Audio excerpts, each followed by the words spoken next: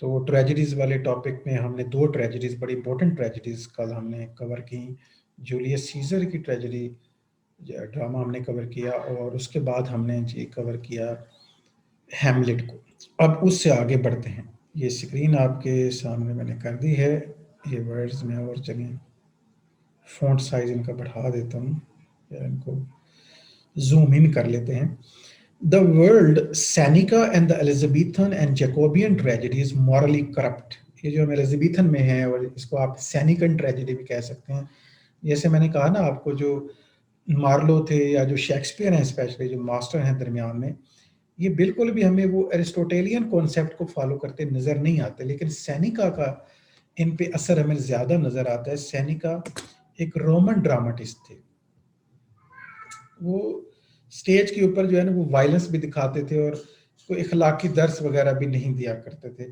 So there incidents in the language sensationalistic, ठीक है। ये जो सेंसेशनलिज्म है, ये सैनिका की खास बात थी।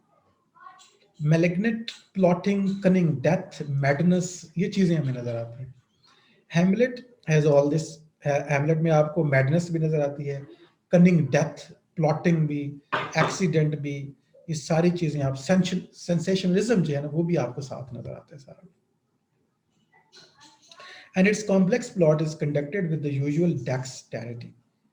Yet it is an entirely new kind of play, for in his long soliloquies, we are given unprecedented access to the thoughts and the feelings of the Hamlet.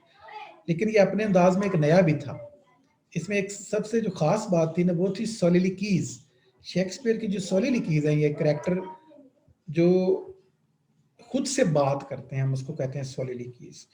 एक लंबी बात करते हैं। हैमलेट टू बी और not to B वाली सोलिलिकी आपके सामने वो कल किसी ने लगाई भी थी ग्रुप के अंदर, या इस तरह की शेक्सपियर की बेशुमार सोलिलिकीज मिल जाएंगी। वो पोलोनियस की भी है, बातचीत है एक दफ़ा, और भी करेक्टर्स हैं।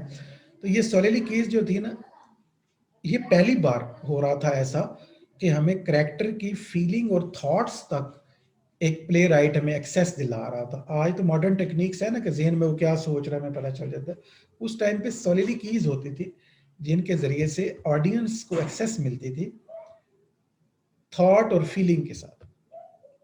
An admirable hero in the horrible world of ideal Renaissance prince, lamented by the Ophelia, the humanist ideal of the human nature. Hamlet जो है ये उसके बारे में बात कर रहा है, और बड़ी ये कोटेबल लाइन है, what a piece of work as a man. ठीक है, ये वाली जो सोलिलिकी है ये बड़ी जबरदस्त है। Hamlet ponders, test out the king's guilt, outwits those set to watch him and reproach his mother, but does not act. ठीक है, एक्ट कहीं भी नहीं हमें करता, उसके अंदर एक रेनेसा एलिमेंट हमें मिलता है, उसका एक्सेसिव पॉन्डर करना, बहुत ज्यादा ध्यान गौर करता रहता है कि मुझे ये क्या, ये कन्फर्म करता रहता है। ये जो सस्पिशन है कि क्या ये बात ठीक है कि नहीं ठीक है, ये असल में रेनेसां की ये भी एक क्वालिटी थी कि अब वो मिडिल एज नहीं था, अब ओल्ड एज नहीं था, अब वो ब्लाइंड फेथ नहीं था, अब फेथ नहीं सस्पिशन ने जगह ले ली थी। एक नई चीज आ गई थी कि डीप इन्वेस्टिगेशन करो। साइंस आपको पता आ रही थी, और ये साइंटिफिक एटीट्यूड है कि साइंटिफिक में एक टर्म यूज की जाती है पॉजिटिविस्ट, यानी साइंसदान एक बात को इतनी बार तजर्बा करते हैं, इतनी बार देखते हैं कि उसमें ताकि कोई गलती खामी ना रह जाए, और आपको हैमलेट में ये चीज नजर आती है। कहते हैं कि हैमलेट जो है ना वो ट्रेजेडी है डिले करने की, कि बहुत ज्यादा, हद से ज्यादा डिले कर दिया। अगर हैमलेट बर वक्त एक्शन लेता तो ये ट्रेजेडी ना होती। ये ट्रेजेडी क्यों हुई है? एक्सेसिव पॉन्डरिंग की वजह से, बहुत ज्यादा डिले करने की वजह से। और इसके मुकाबले में जो उथैलो की ट्रेजेडी है वो रैशनेस की वजह से है। उथैलो अगर रुक जाता, थोड़ा पॉन्डर कर लेता, थोड़ा ध्यान दे लेता, तो ट्रेजेडी ना होती। थोड़ा डिले कर देता चीजों को। तो यहाँ ज्यादा डिले करने से ट्रेजेडी हुई है, और वहां ज्यादा जल्दी करने से ट्रेजेडी हुई। ये दो अपोजिट कैरेक्टर हैं, और एक सोचता नहीं है और कर देता है, और एक जो है इतना सोचता है, इतना सोचता है कि फिर भी ट्रेजेडी हो जाती है इसके साथ। His madness is fiend, but he is poisoned by the evil around him, mistreating Ophelia, sparing the life of the Claudius when he finds him praying, in case Claudius should be saved from eternal punishment. A reason for not taking revenge too horrible to be read or uttered. Johnson ने इस पर comment किया, जो critic हैं doctor Johnson, वो कहते हैं कि कितना कितना रिवेंज को कितना आइडियलाइज कर दिया शेक्सपियर ने। आप देखें कि जब उसे क्लॉडियस मिलता है और इबादत में होता है तो उसे नहीं मारता, हत्ता कि चाहता है तो वो रिवेंज ले सकता था और वहीं कहानी खत्म हो जाती है और ट्रेजेडी भी ना होती शायद, लेकिन उसने उसे नहीं मारा। और रिवेंज का ये सोचना कि मैं इससे ऐसा रिवेंज लूंगा ये कि इटर्नल पनिशमेंट मिले, ना सिर्फ इस दुनिया में नाकाम कर दूंगा बल्कि आखिरत में भी इसे जहन्नम में भेजूंगा, इससे बड़ा क्या रिवेंज होगा। यानी रिवेंज कितना आइडियलाइज्ड है और कितना खौफनाक है। Too horrible to be read और अटर्ड, जॉनसन कहते हैं। Revenge tragedies premised upon action, and action so extremely daffodil increases suspense only when Hamlet is sent to, यानी यहाँ पे एक्शन हमेशा ही डैफर्ड किया जाता है, अभी नहीं अभी नहीं अभी नहीं, और डिले, और हद तक कि सस्पेंस जो है वो एक जनरेट होता जाता है कि आखिर ये कब एक्शन लेगा, कब अपने बाप का बदला लेगा, और लेगा कि नहीं लेगा, और ले पाएगा कि नहीं ले पाएगा। हत्ता कि जब उसे इंग्लैंड भेजते हैं to be killed, can he defend himself, ठीक है, क्वेश्चन मार्क बन जाता है कि जब उसे भेजते हैं कि क्या वो डिफेंड करेगा कि अभी कोई एक्शन नहीं लेगा। He is relieved when he is challenged to duel. तो उसकी जो टेंशन है, जो टू बी और नॉट टू बी कंडीशन है, या बाद में भी वो जो एक डिलेइंग कंडीशन है, प्रोक्रेस्टिनेशन जिसे कहते हैं, बिल आखिर वो खत्म होती है जब उसे डुएल लड़नी और एक्शन की तरफ आना है, सोच से निकलना है, दिमाग से बाहर आना। Now he can act, the audience cheer his relief. Deaths in the last scene of Hamlet also produces a strange aesthetic satisfaction peculiar to the tragedy. Romeo and Juliet and Julius Caesar are based on preceding plays of the types of the play. इन्हीं कहानियां पहले से मौजूद थी, इन पर और लोगों ने भी लिखा है। Shakespeare's later tragedies are more original by reason of its domestic focus. ठीक है, आने वाले दिनों में क्या होगा, जैसे किंग लियर है, या हमने देखी एक बार हैमलेट भी देखें तो एक डोमेस्टिक ट्रेजेडी है। वैसे तो ओथेलो आप देख लें, बिल्कुल घर का मामला है, घर का डोमेस्टिक रीजंस हैं सारे। Othello may be for modern audiences the closest of the tragedies. Macbeth is the most intense, sudden, economical, Antony and the Cleopatra the most expensive in language and sentiment. तो ये सारी tragedies हैं जिनके ऊपर दो दो लफ्ज मैंने बोल दिए हैं। आप इनमें से बहुत अहम बात अगर कोई लिखना चाहें, इंटरव्यू के हवाले से इंपॉर्टेंट हो सकती है।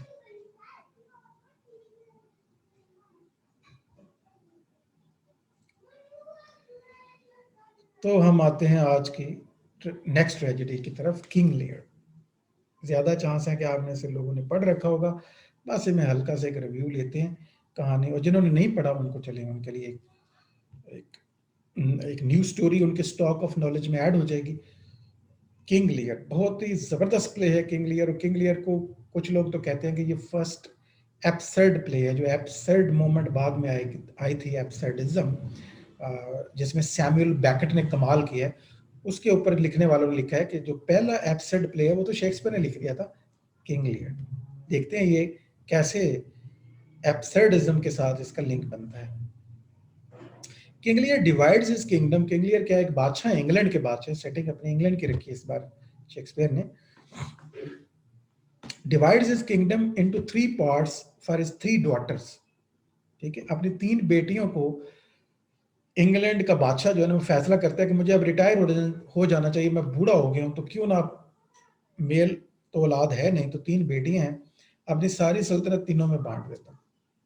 And their husbands, but his youngest daughter Cordelia disappointed him, and he therefore gives her share to the other two.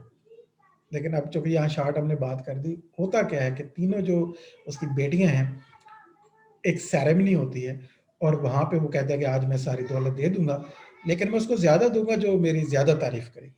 सो पहली बेटी आके बहुत ज्यादा बड़ी बड़ी बातें करती है, उसको वो एक बड़ा सा शेयर देता है, बहुत खुश होता है कि देखो मेरी बेटी कितनी मोहब्बत करती है मुझसे, और बड़े बड़े दावे करती है। फिर दूसरी बेटी आती है दरमियानी जो है, वो भी बड़े बड़े दावे करती है और बड़ी बड़ी बातें करती है, और उसको भी एक बड़ा शेयर दिया जाता है। लेकिन टर्न उस वक्त आता है जब सबसे छोटी बेटी कॉर्डेलिया, जिसका नाम अभी हमने एक्सपोज किया, बाकियों का नहीं बताया, कॉर्डेलिया जो है वो से जब अब वो पूछता है कि हाँ तुम मुझसे कितनी मोहब्बत करती हो, किंग लियर पूछता है, तो कॉर्डेलिया का जवाब जो है वो फेमस है, वो ये है कि मैं आपसे उतनी ही मोहब्बत करती हूँ जितनी एक बेटी को अपने बाप से करनी चाहिए, ना कम और ना ज्यादा। और ये बात जो है वो डिसअपॉइंट हो जाता है किंग लियर के, ये क्या बात हुई, आपने तो कोई बात नहीं की। वो उससे नाराज होकर कहता है कि मैं तुम्हें जायदाद से बिल्कुल तुम्हें कोई हिस्सा नहीं दूंगा, और जो है अब जिसने भी तुमसे शादी करनी है वो सिर्फ तुम जा सकती हो, तुम्हें कोई पैसे जायदाद कुछ नहीं मिलेगा। The king of the France agrees to the marry Cordelia despite what has happened and she goes with him to France.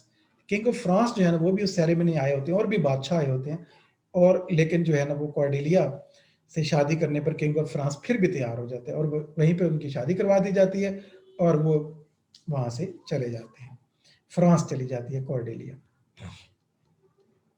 और जायदाद जो है यानी इंग्लैंड जो है, जो ब्रिटेन है उस वक्त, बल्कि ब्रिटेन का नाम यूज किया जा रहा है, वो दो हिस्सों में डिवाइड हो जाता है, दो बेटियों के दरमियान।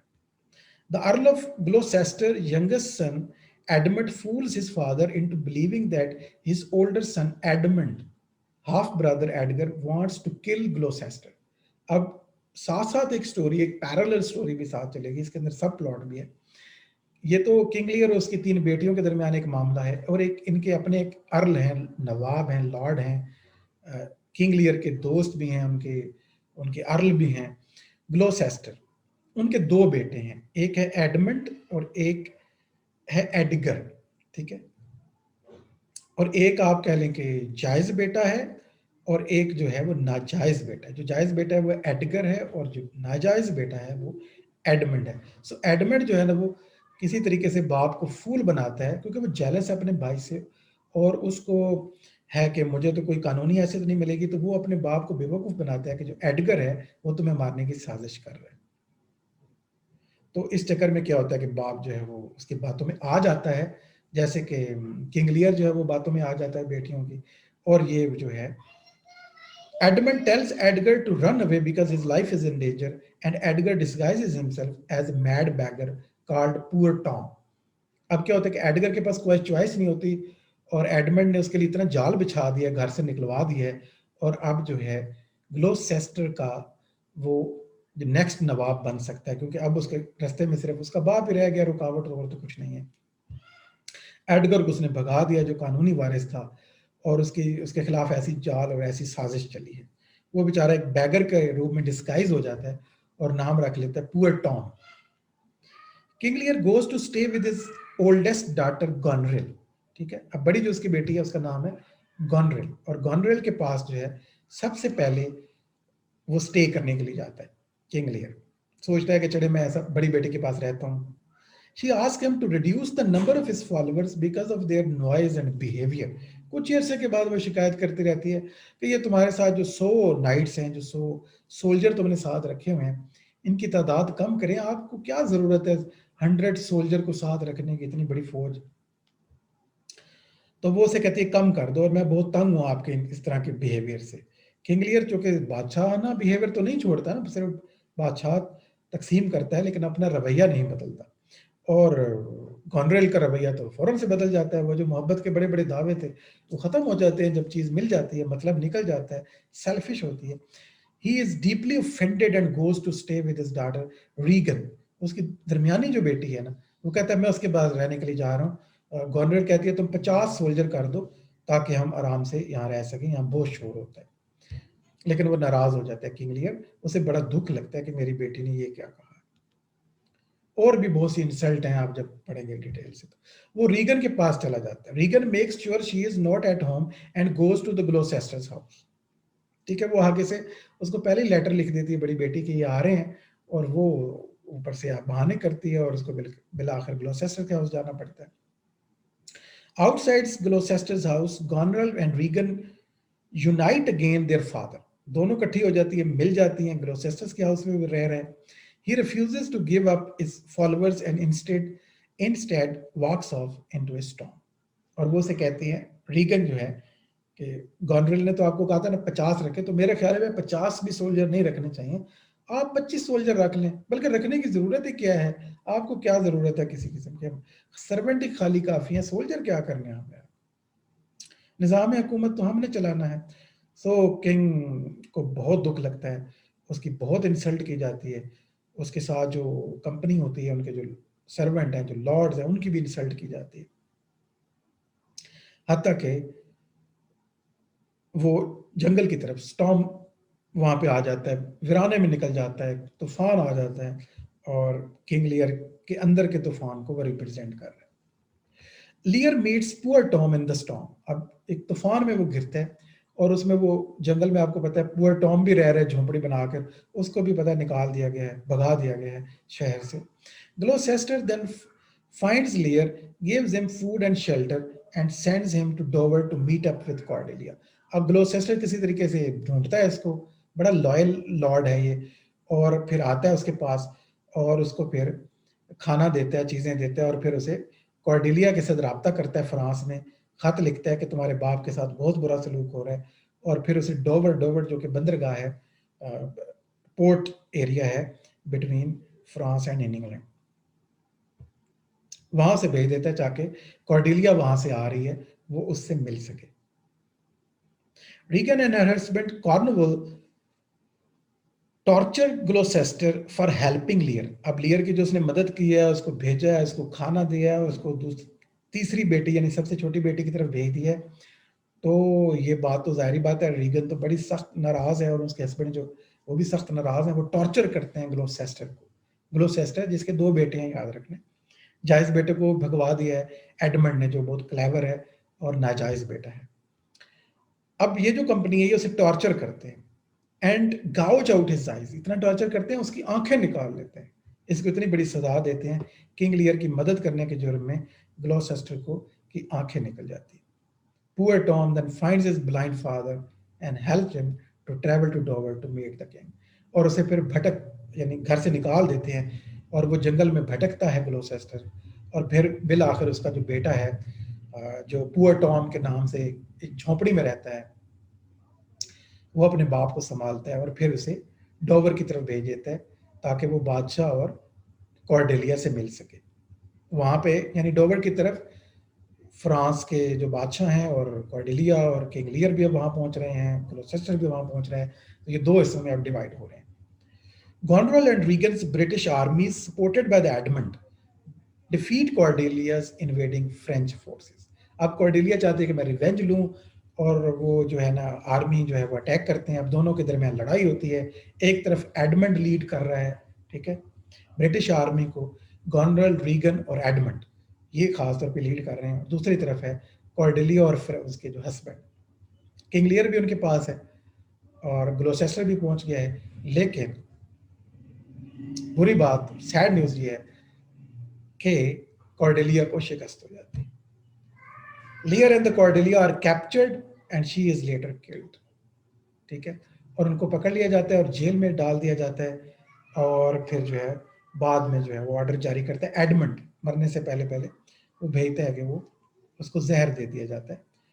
किंग लियर तो बच जाता है, लेकिन अल्टीमेटली वो मर जाता है, यानी लास्ट सीन में जब उठाया होता है उसने बेटी को, जब वो मर रही होती है या मर चुकी होती है। एडगर किल्स एडमंड, एडगर बाद में वापस आता है, एडमंड को किल करता है डुअल के अंदर एक, और बाप का ज़ाहिर से बदला भी लेना है। गॉनरेल पॉइजन्स रीगन, गॉनरेल जो बड़ी बेटी है, दरमियानी बेटी को पॉइजन कर देती है, इसलिए उसके खाने में जहर मिलाती है, क्योंकि पता ये चलता है कि रीगन के हस्बैंड जंग में मारे जाते हैं, और रीगन प्लान करती है कि मैं एडमंड से शादी कर लूंगी, और गॉनरेल खुद भी एडमंड से लव कर रही है इनसाइड, तो इनके दरमियान भी एक कहानी है, और ये जेलसी में अपनी छोटी दरमियानी बहन को यानी जहर दे देती है। और बाद में जब उसे पता चलता है कि एडमंड एडगर के हाथों मारा जा चुका है, तो वो क्या करती है, सुसाइड कर लेती है। लियर डाइज मॉर्निंग कॉर्डेलिया, और आखिरी सीन में लियर मरता है जब वो कॉर्डेलिया के ऊपर रो रहा है। तो यहाँ भी आप देख सकते हैं, कॉर्डेलिया की डेथ हो जाती है, किंग लियर की डेथ हो जाती है, एडमंड की डेथ हो जाती है, गॉनरल की, रीगन की, काफी लोगों की डेथ होती है।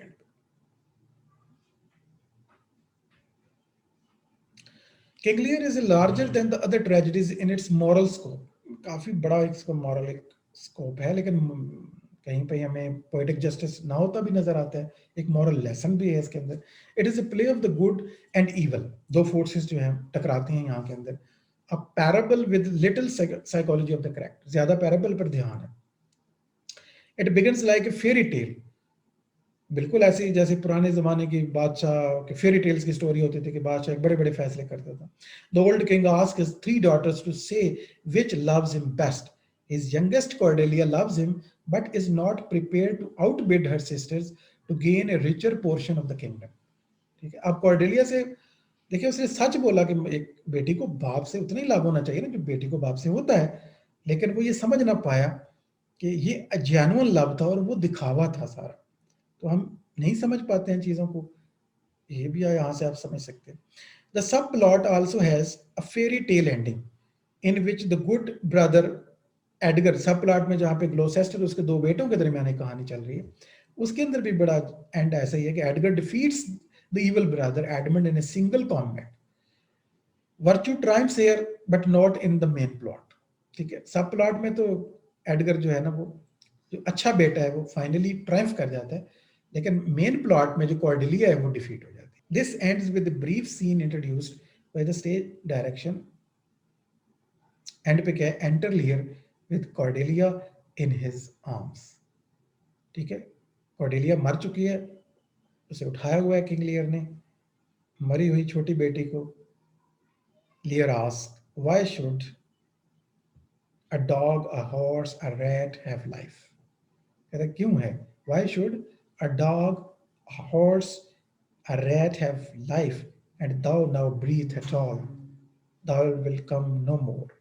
Samuel Johnson edited Shakespeare in his middle 50s। ठीक है, Samuel Johnson, doctor Samuel Johnson की बात हो रही है, ये बेन जॉनसन नहीं है, ये दो जॉनसन है। आगे बेन जॉनसन शेक्सपियर का कॉन्टेम्पररी एक ऑथर भी है जिसके साथ शेक्सपियर का काफी मुकाबला रहता था। ठीक है, और वो उसका नाम है बेन जॉनसन। ये डॉक्टर सैमुअल जॉनसन है या सैमुअल जॉनसन में इनको लिखते हैं। इन्होंने शेक्सपियर का प्रेफिस लिखा था जिसे क्रिटिसिज्म के हवाले से बड़ा उसकी एक इंपॉर्टेंस है।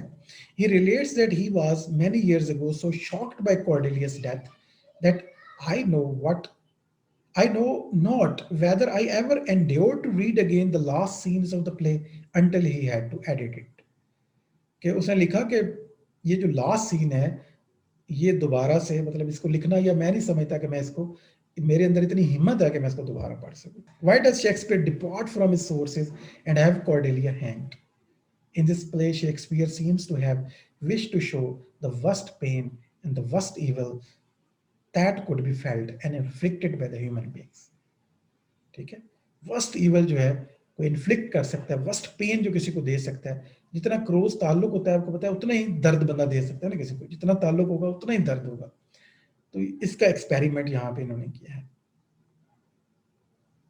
Evil persecutes good through most of the play, जो अजीब सी चीज हमें नजर आती है, इसलिए हम कहते हैं कि एब्सर्डिस्ट कहते हैं, जो एब्सर्डिज्म के जो आथर्स हैं वो कहते हैं कि ये पहला एब्सर्ड प्ले था, क्योंकि evil persecutes good through the most of the play, यानी कोई पोएटिक जस्टिस नहीं आपको कहीं नजर आता, जो अच्छे हैं वो भी मर जाते हैं, जो बुरे हैं वो भी मर जाते हैं।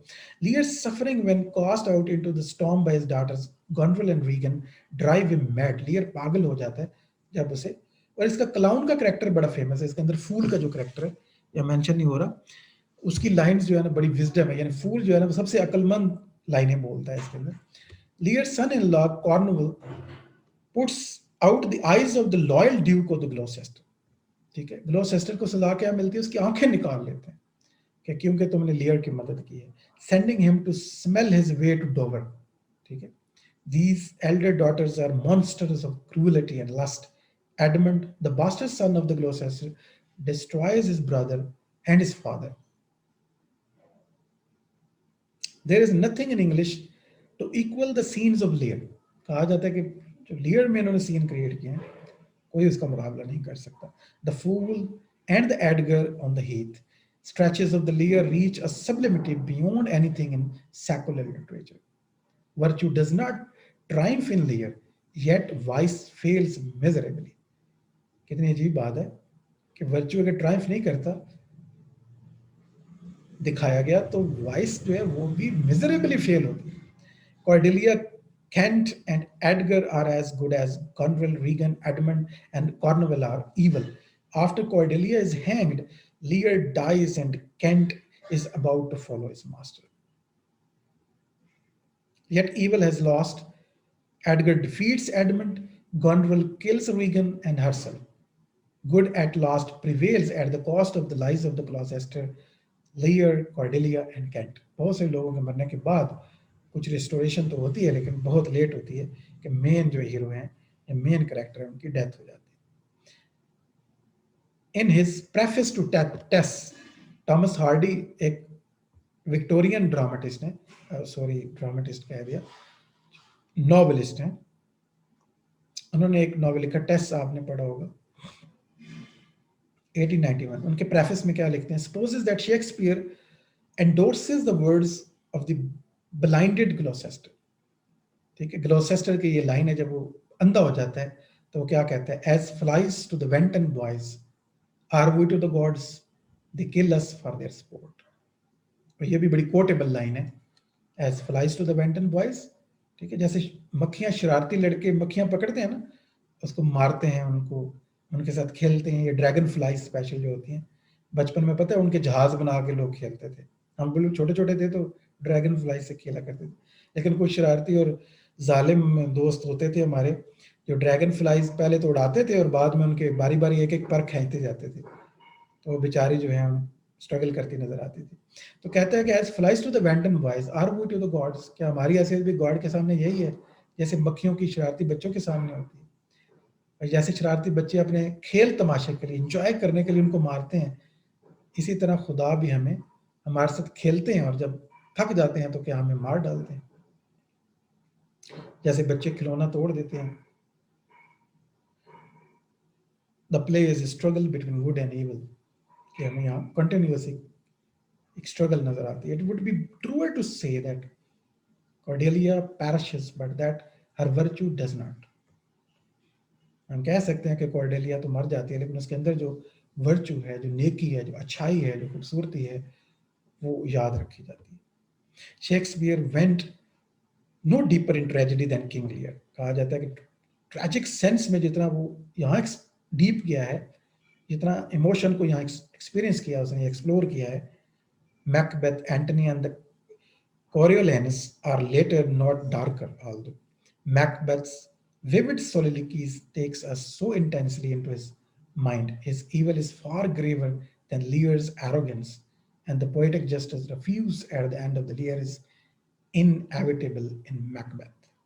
लेकिन आगे जो प्ले आ रहा है मैकबेथ, उसके अंदर पोएटिक जस्टिस है. यानी शेक्सपियर किसी भी एक चीज को, एक पैटर्न को नहीं फॉलो करता नजर आता है. डिफरेंट पैटर्न, डिफरेंट एक्सपेरिमेंट्स, हर ड्रामे के अंदर एक नया कलर, नया तजुर्बा लेके आता है. इसलिए तो वो शेक्सपियर है. It is also very important play. इसकी स्टोरी भी बहुत अच्छी है और ये काफ़ी हद तक आप इसका कंपैरिजन कर सकते हैं टैम्बरलेन के साथ, लेकिन उस तरह से नहीं. टैम्बरलेन से ये काफ़ी मुख्तलिफ है. ऑल दो लस्ट ऑफ पावर जो है, दोनों में एक जैसा थीम है. ट्रेजेडी वो ज़रा डिफरेंट है, उसका एंड भी डिफरेंट है. तो what happened in the Macbeth?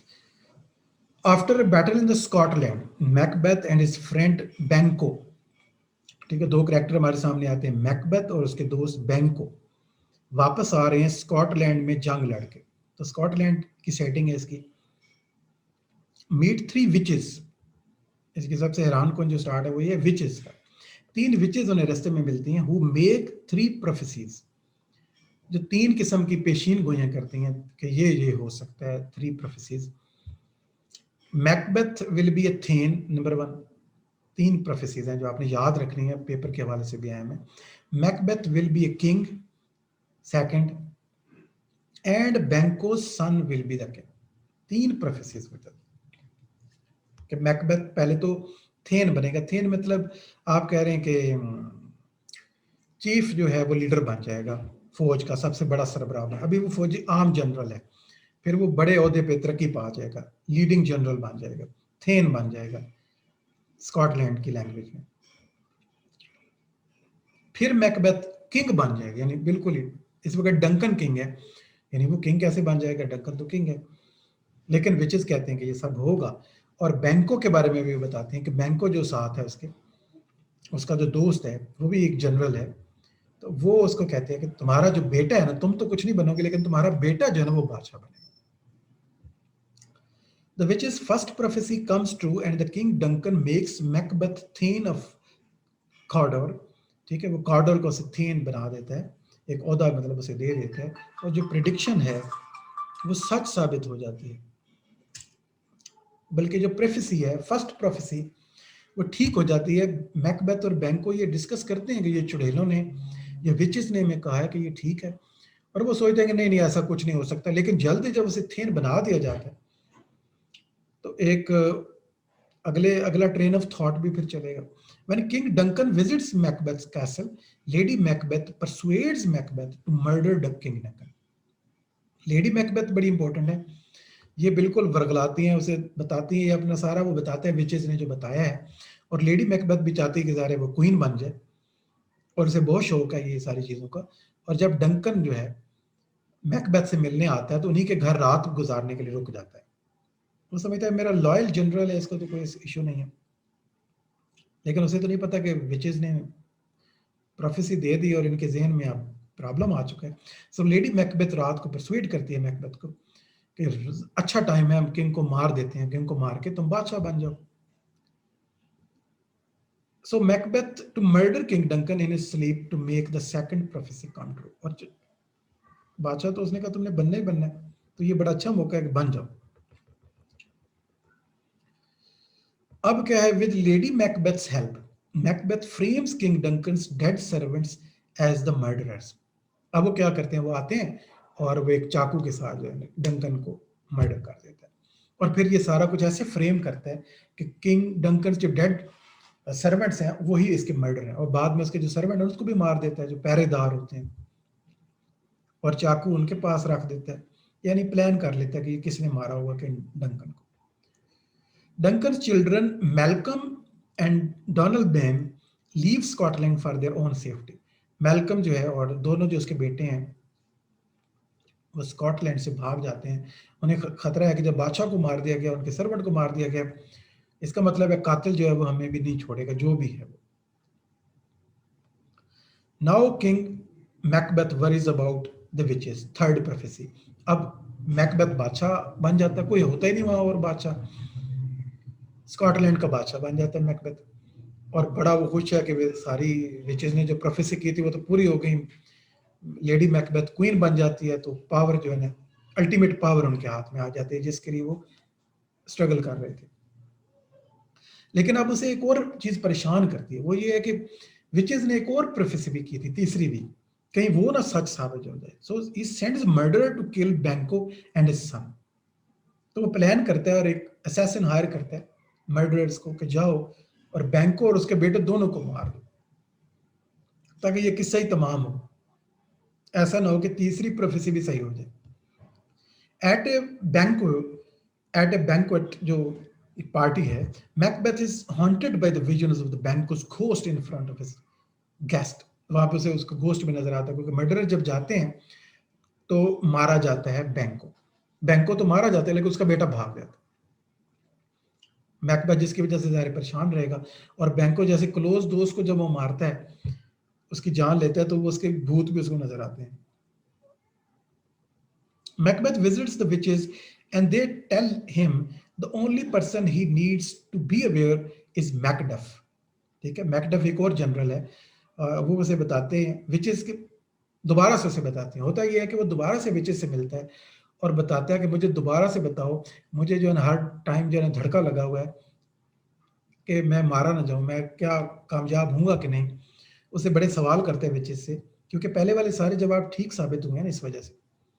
तो वो उसे बताती हैं कि तुम बिल्कुल परेशान ना हो, और तुम्हें सिर्फ अवेयर रहना चाहिए मैकडफ से। No one a woman has given birth to can harm him and he won't be defeated until Birnam wood moves. वो कहती है कि बड़ी अहम बात वो दोबारा से करती है, ये भी आपने याद रखनी है, ये कि वो कहती है कि तुम्हें कोई भी ऐसा बंदा जो एक वुमन ने जिसको बर्थ दी हो, ठीक है, अ वुमन हैज बर्थ, जो भी किसी इंसान यानी वुमन ने बर्थ दी हो किसी इंसान को, वो तुम्हें नहीं मार सकता। और मैकबेथ सोचता है कि हर बंदे को वुमन ही बर्थ देती है, तो इसका मतलब है ये सारे तो वुमन से पैदा हुए हैं, वुमन की बर्थ से पैदा हुए हैं, इसका मतलब है मुझे कोई नहीं मार सकता। और दूसरी अहम बात भी, कॉन्ट बी डिफीटेड, उसको शिकस्त उस वक्त तक नहीं होगी until the wood moves around, would जो है ना बर्नम वुड, जो कि इसके कैसल के बिल्कुल राउंड अबाउट जंगल है, जब तक वो जंगल खुद चल के नहीं आ जाए, वो जब चल के आएगा तो इसको शिकस्त होगी, अदरवाइज नहीं हो सकती। ये सोचता है ये भी पॉसिबल नहीं है कि जंगल चले, और ये भी पॉसिबल नहीं है कि कोई वुमन की बर्थ से पैदा ना हुआ हो, डिलीवर ना हुआ हो, ये कैसे हो सकता है। लिहाजा ये दोनों कंडीशन मैकबेथ को पता चलती हैं कि ये तो नहीं हो सकता। So he thinks he is unbeatable, सोचता है कि मैं तो अनबीटेबल हूँ, ये नहीं हो सकता, और उसका जो प्राइड है वो बहुत बढ़ जाता है। While Macduff is in England convincing Duncan's son, अब ये लोग इंग्लैंड भाग चुके हैं, डंकन का बेटा जो मैल्कम है स्पेशली, वहां मैकडफ पहुंच जाता है, क्योंकि बाकी लॉर्ड्स को तो वो मरवा रहा था, तो मैकडफ भी एक जनरल है जो भाग जाता है वहां से। Malcolm to fight against Macbeth, वो से बताता है कि मैं मैकबेथ के खिलाफ लड़ना चाहिए, तो वो फिर एक बहुत बड़ी आर्मी प्रिपेयर करते हैं, अपने लॉयल्स को ढूंढते हैं, लोगों को इकट्ठा करते हैं, because Macbeth has Macduff's family also murdered, क्योंकि विचेस उसे बताती हैं तुम्हें मैकडफ से मोहतात रहना है, तो वो मैकडफ को मरवाने के लिए भी असैसिन भेजता है, लेकिन उसकी वो घर नहीं मिलता, वो भाग जाता है, उसे पता चल जाता है मैकबेथ मुझे भी मारना चाहता है, और मैकडफ की सारी फैमिली को वो पीछे असैसिन मार डालते हैं। अब जिसके बीवी बच्चे सारी फैमिली मार डाली है जिसने, तो मैकडफ को भी बहुत सख्त गुस्सा है, और वो खुद का भी रिवेंज लेना चाहता है मैकडफ जो है। यहाँ ख्याल रखना है मैकडफ और मैकबेथ के नामों का भी थोड़े थोड़े मिलते जुलते हैं, लेकिन वो अलग हैं। Macduff and Malcolm arrives in Scotland with an army, अब वो आर्मी इकट्ठी करके पूरी तैयारी के साथ हमला करते हैं, आ जाते हैं लड़ने के लिए, बल्कि on their way to attack Macbeth's castle they cut down branches from the trees in Birnam wood to use as a camouflage.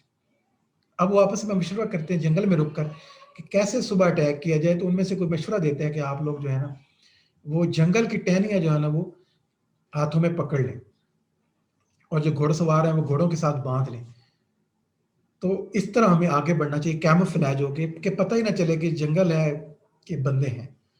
When the wood moves one of the witches prophecies come true, अब सुबह जब वो फौज आगे बढ़ती है तो ऐसा लगता है दूर से कि वो जंगल आगे बढ़ रहा है, तो एक और प्रोफेसी जो है ना विचेस की सही हो जाती है।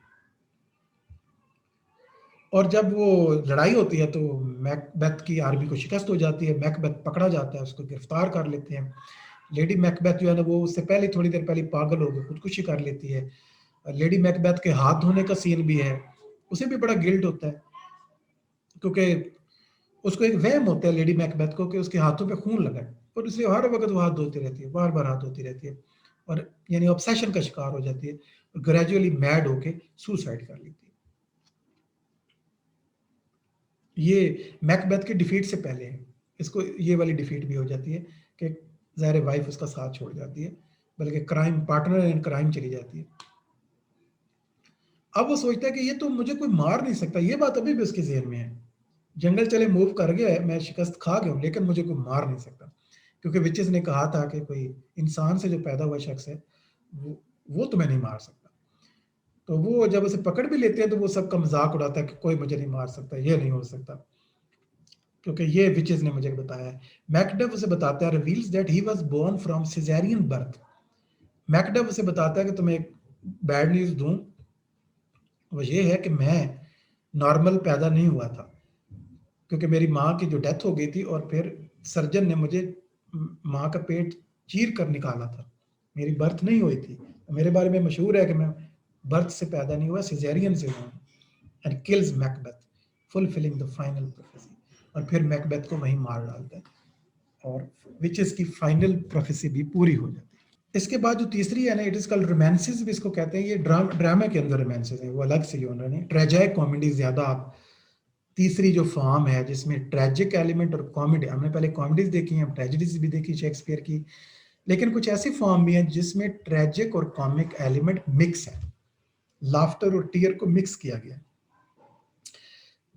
Specially the end of the Shakespeare, end of the career जो शेक्सपियर का लास्ट फेज है, उसमें उन्होंने ट्रेजाइक कॉमेडीज ट्राई की।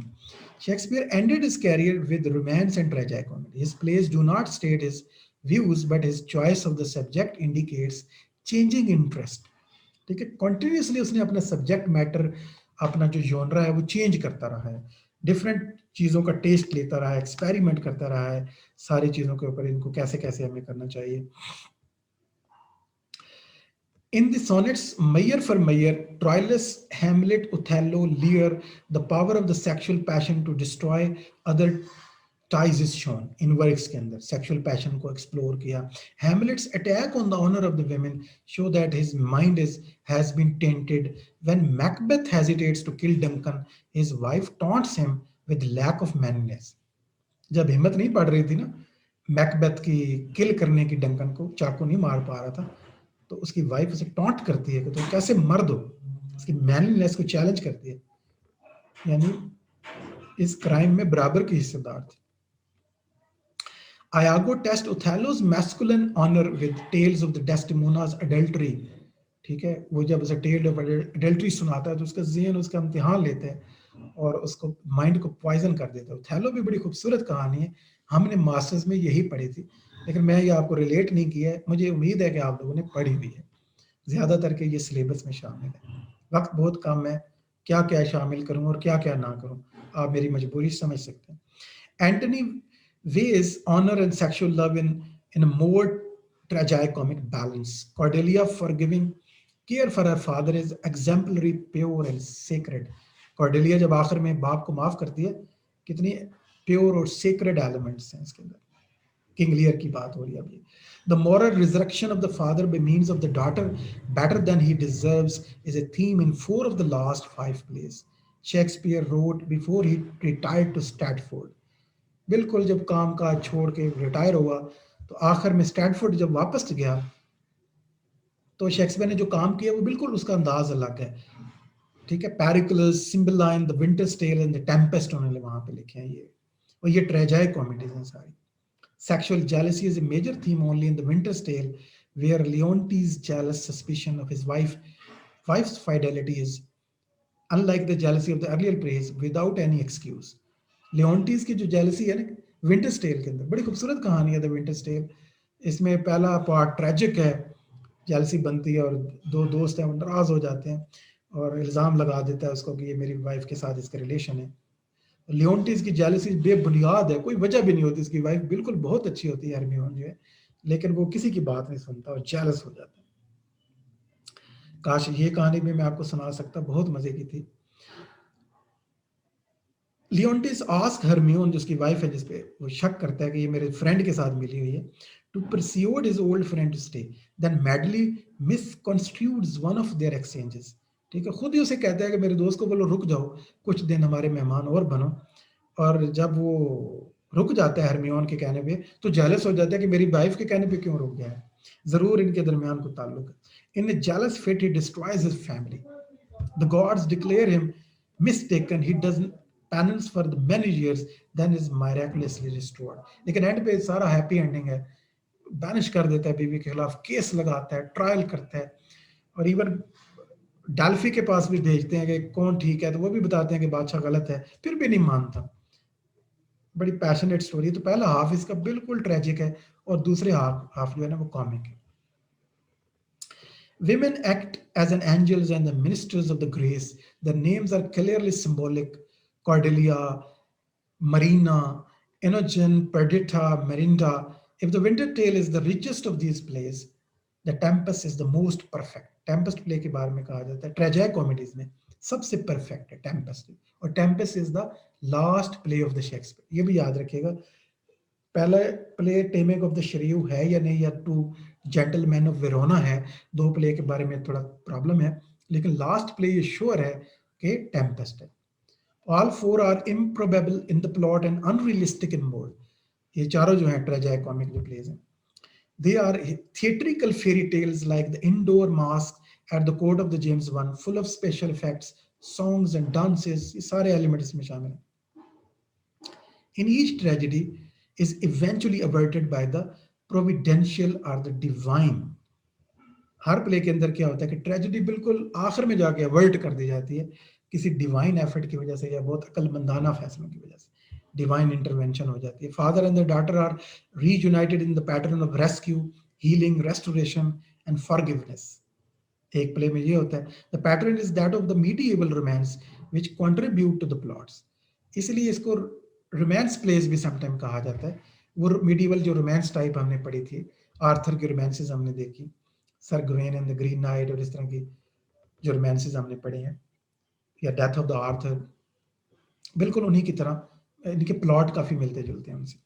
Stories where deep human wishes come true, the lost are found, wrongs can be righted, death is not separation, families are reunited in love. The happy endings are providential in a Christian humanist sense. तो इसका जो sense है वो सिर्फ humanist नहीं है. Shakespeare में आपको अलग नजर आता है. मार्लो प्योर ह्यूमनिस्ट और एथिस्टिक है, जबकि शेक्सपियर जो है ना वो क्रिश्चियन ह्यूमनिस्ट है. कहीं कहीं एथिस्टिक एलिमेंट आपको नजर आते हैं इसके अंदर, लेकिन मोस्टली क्रिश्चियन जो मॉरल वैल्यूज हैं वो हमें डोमिनेट करती नजर आती हैं. They come by the means of the grace embodied as forgiveness and loving kindness. The plane of the action is natural, human, familiar, but with the explicitly supernatural intervention. इसमें supernatural element जगह जगह आपको नजर आएंगे. Fairies आपको नजर आएंगी. Aerial एक करेक्टर भी आपको मिलेगा नेक्स्ट प्ले में अंदर. Pagan in the name but with Christian meaning. ठीक है, करेक्टर पैगन है, पैगन नेम के साथ ही आते हैं जो नॉन क्रिश्चियन आप कह रहे हैं, लेकिन उनका जो मॉरल प्लेन है, जो मॉरल आइडिया है वो क्रिश्चियन है. Although staunchy virtuous characters such as Kent, Edgar and Paulina are necessary. ये काफी स्ट्रॉन्ग किस्म के वर्चुअल कैरेक्टर्स हैं. कैंट जो इसमें मैंने मेंशन नहीं किया स्टोरी के अंदर, ये भी एक अच्छा कैरेक्टर है जिसे सफर करना पड़ता है, जो हेल्प करता है किंग लियर की. एडगर आपको पता है सफर करता है, पुअर टॉम बन जाता है. Paulina are necessary. The transformative effect of the recovered daughters and of the Hermione comes as a grace rather than from merit on this part of the father. एक grace की तरह recovery होती है. जैसे Hermione के बारे में पता चलता है एंड पे, जब बादशाह को पता चलता है कि अब वो मर गई, ऐसे पता चलता है वो तो उसकी डेथ हो गई है, फिर उसे रियलाइज होता है लियोन्टिस के मैंने गलत कर दिया, मैंने बहुत जुल्म किया. फिर रोता है, फिर चीखता है, चिल्लाता है, कुछ नहीं हो सकता क्योंकि वाइफ तो मर चुकी है, उसको इतने सफर दिया, इसने इतने दुख दिए हैं. और फिर एक आर्टिस्ट कहता है कि मैंने एक मुजस्मा बनाया बड़ा खूबसूरत. मेरी आखिरी सीन आपको बता रहा हूँ, बड़ी दिलचस्प कहानी है द विंटर स्टेज जो है. और वहाँ पे वो बताते हैं कि मैंने मुजस्मा बनाया बिल्कुल लाइफ लाइक, हरमियोन का मुजस्मा बनाया, तो आके तुम देखो एक स्टैचू जो है, उसको आके वो अनवेल करते हैं, उसके ऊपर वेल डाला हुआ है, और हैरान हो जाता है कि बिल्कुल ये तो हरमियोन की तरह, बिल्कुल इंसान की तरह, जैसे सच में हरमियोन खड़ी हो. और सोचता है कि काश वो जिंदा होती. तो वो मुजस्मा जो है वो अचानक से पता चलता है कि वो मूव कर रहा है, और वो बताती है कि मैं बिल्कुल जिंदा हूँ, मैं स्टैचू नहीं हूँ, मैं तुम्हारी वाइफ हूँ और जिंदा हूँ. कितना हैप्पी एंड फील होगा. कुछ सियासत का यहाँ बाज़गाश्त ये है कि जेम्स वन, जेम्स स्टुअर्ट आ जाते हैं. James six of the Scotland succeeded Elizabeth one in 1603. Elizabeth one की जब डेथ होती है तो उसके बाद आ जाते हैं जेम्स. जेम्स सिक्स हैं, ये स्कॉटलैंड के किंग हैं, और यही किंग बनते हैं जेम्स वन के नाम से in 1603 as James I of England. In 1625 he was succeeded by his son Charles I. ठीक है, Stuart ruled England on end of until 1740. ये स्टुअर्ट फैमिली जो है ना, जो स्कॉटलैंड की है, ये ऑन एंड ऑफ रूल करती है 1714 तक. ये दरमियान में 1625 में आगे हम देखेंगे कि क्या होता है और चार्ल्स वन क्यों आ जाता है और उसके साथ फिर क्या होता है, ये आने वाले दिनों में हम देखेंगे. लेकिन इससे पहले हम एक और प्ले थोड़ा सा देखेंगे, वो है द टेम्पेस्ट.